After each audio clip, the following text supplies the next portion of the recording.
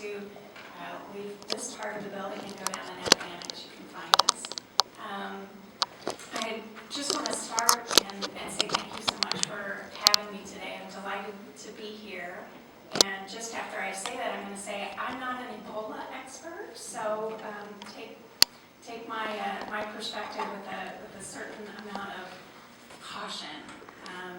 And I think my part of the presentation melds very nicely with everyone else on this panel in that, yes, public health is vastly underfunded, as Ioana said, especially in Missouri. There's a lot more that we can do about it. We do need better data and data translation, and we certainly need to take into account that when we deal with these emerging crises and just regular, malaria, ongoing problems, looking at it from an individual perspective doesn't always help us, so that population perspective is necessary. My part of it is more about the strategic communication part and what we can learn from that and how we can do better.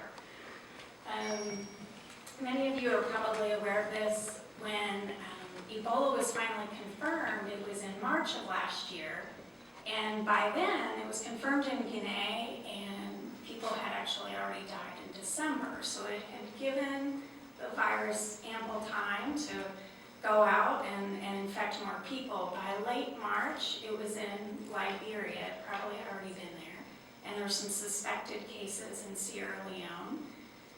In April, WHO announced, yes, this is a problem, but it's a relatively small problem. In July, again, this is not a complete timeline, but just some of the main points. In July, Nigeria confirmed its first case. And then in late July, 2 Americans working abroad were also infected. And then by early August, WHO said, oh no, this is an international public health emergency. So from a communication standpoint, this is, we're late. We're very, very late. And as you can see, communities knew that too. So this is a headline from April, and this was a story about riots in Guinea, and one of the interviewees in the story said, how can we trust them now? We have to look after ourselves. And the reason why this person was saying this is because someone had left the countryside of Guinea and come to the capital in Conakry, and people started to riot. They were, why didn't you take care of it? Why didn't you take care of this? You knew about this. So the government clearly was not out in front. And again in July, when 2 Americans become infected, suddenly the problem that was somewhere over there in Africa, Americans started taking more notice that, yeah, this is a problem. So that growing fear when it comes to crisis communication, you certainly want to get out front. We didn't always do a good job of that. There's this growing fear and anxiety that communities are seeing. Over top of that, or kind of running along with that, you have the 24-hour news cycle. So there's always a story, and you need to feed that story, and you need to get the message out as quickly as you can. So there are all of these competing factors happening at the same time, and we certainly recognize that this is a huge challenge. It's an international challenge, and it requires a lot of participation and communication among all the partners and community members. And people are people. So if you try to isolate victims or cases, let's say in the countryside, can you keep them there? Can you keep them out of the capital? So managing the fear, we didn't always do such a good job of that. And so here I have a statement from Dr. Frieden from the CDC, and let me just say, we work with the CDC and we like them an awful lot, and they have a very hard job, and we know that their budgets have been cut too, so this is not an attack on the CDC. If anything, it's just, how do we learn from this? This is a statement that he made at a press conference in September of last year, and the first part of that statement is what I'll call your attention to, where he says that virtually any hospital in the country that can do isolation for Ebola.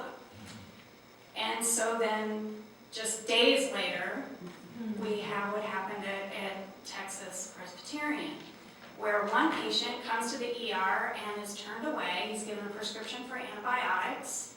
And there's some miscommunication that, yes, someone noted in his medical record that he had been to West Africa, but nothing ever happened.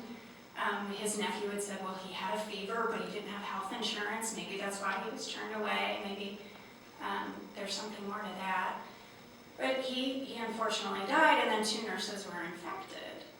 So suddenly, if you're a local person just listening to the radio or watching the news, the message that you're saying is not any hospital can take care of this, right? And so the 2 nurses were moved to isolation treatment hospitals. And so the public, what do you learn? If you get Ebola, you don't go to your local hospital, you go to Bethesda or Omaha or Atlanta or somewhere that can take care of that. The other point I'd like to make is that there's some changes, obviously, in how we communicated about Ebola. One of them is it's hard to be right when you don't know a lot, for sure. So the second nurse had said, I called the CDC, but I was allowed to go on this flight, and I came down with Ebola, and it created a lot of drama, for sure. And the CDC had said, there's no evidence that Ebola can spread from person to person before symptoms start. And that's tricky, because what's a symptom? She called, and she was reporting a low-grade fever of 99.5, but at the time, it was not 100.4, so what's a fever? And then there's the question of how long can Ebola really be infectious, and in what body fluids? Is it hours? Is it days? Is it blood? Is it sweat? Is it sneezes? Is it semen? And you'll see a slight change in the communication that came out of the CDC, where initially it was, no, not so much from sneezes, but there's a slight risk, to now, you could catch it. The virus could live that long. There's also, Ebola's not over yet, unfortunately, and many people are still getting infected. And I think one of the points that not everyone knows, and certainly I would argue that many of the people who live in these communities don't know, is that if you survive Ebola, the virus can still live up to 7 weeks in your semen. So it's very possible that these new cases are not like people getting cuts or abrasions or sharing needles, but being people. So there's a lot around communication that I think we can learn from. But not everything's bad, not everything I have to say is bad. There were some wonderful messages through the whole crisis, and one of them, this picture here on the left of the man in the protective gear, is Gideon, and he's from Katie Myler's Instagram feed. Has anyone heard of More Than Me? Did anybody read Time's Person of the Year magazine? Okay, she was in that. And this is a gal from New Jersey who had been working in Liberia, and she had set up an organization just to educate girls, right? That was her cause, and Ebola happened, so she had to deal with that, and she was working on the ground and realized, there are a lot of people getting Ebola, there aren't enough ambulances, we need to treat people, we need to do case investigation, and she quickly became this organization of hope to help treat folks who were either suspected or had cases of Ebola. And one of the things that I love about the message that she's sharing here is that Ebola is very scary, right? And so from a health literacy point of view, as Ilana often brings up in the Center for Health Policy's work, people don't always, understand what you're saying when you're at the doctor's office, and you think you have a fever and you're not feeling really well, and it could be malaria, but then someone comes in with this, looks like this crazy suit. It's very scary. So I love some of the images that she was able to put, that she was able to put on social media to help humanize it, right? And so this picture here is Gideon loves Pearlina, and Pearlina is one of the girls that she was taking care of who was in one of the treatment units. And they have his name on there and a big heart and little gifts for Pearlina. And can you imagine being this little tiny child and your parents or your family members may be gone and you're in this isolation area and it's very scary? And so I love this image because yes, it certainly brings it home, but it also humanizes it and reminds us of real life. People are people. So that's one of my favorites. The other one is a group of women at a training session. And they have done so much, the More Than Me organization.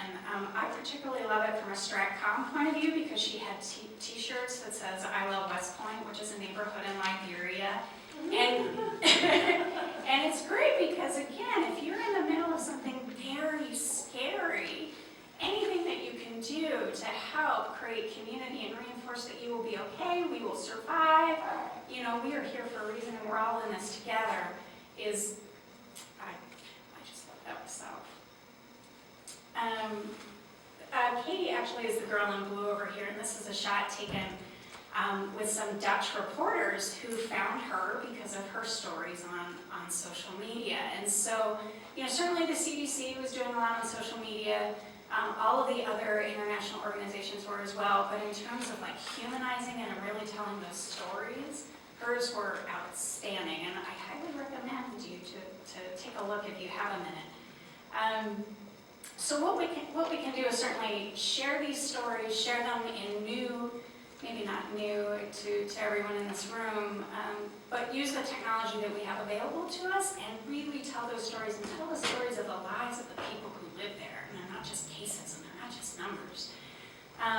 Certainly, you know, what worked, that helped. What didn't, we do need to be honest, for sure. We do need to get more information out to the communities and the people who need it. We need better mapping and better data as to what's really happening on the ground. And certainly, being here at Mizzou, how we communicate and apply the science matters. So this is a cases density map, and maybe one of the first things that you heard about Ebola is that, wow, it's really new in West Africa, never been seen before in West Africa. And so you might have seen this op-ed in the New York Times just last week, where the investigators decided to see, well, how true is that? When did the first cases of Ebola appear in Liberia? And they found this research study from, I believe, Germany, where they were working it, and they said, yep, medical personnel in Liberian health centers should be aware of the possibility that they may come across active cases and thus need to be prepared. So where and when did this study appear? It appeared in the Annals of Virology, and it appeared in 1982. So we knew. Well, maybe I didn't know, but somebody knew. And did anybody bother to tell Liberia that? And as far as they can tell, the researchers from the op-ed, they haven't found anyone who's been educated about this study. It was news to them. And so that certainly gives us pause in our work at the HCRC, especially about what research are we doing and who are we talking to today, who do we need to be talking to that we're not sharing this information with, and be mindful of that. So I'll close and say certainly it's not just about the message, it's certainly important, the message is very important, how we convey that, getting the facts right are all very important. But we need to get real about communities and people. You know, things like isolation and active monitoring. I mean, those are all great things, but again, from a public health perspective, people are people, and you know, you want to be with the folks that you love, and that may mean getting on the subway or just living your daily life. And you know, we also need to be mindful, especially working in developing countries, that these are low-resource countries. They don't have crisis communication firms who can come in and help them manage the problems. So the more we can leverage our existing networks and talk amongst ourselves and see who's there, the better off we'll be. And finally, how do we get smarter about sharing the insights and the research that we have, you know, whether it's in West Africa or the boot heel? How do we let communities know, and how do we share that information in meaningful ways to make sure it gets to the right people? So thank you.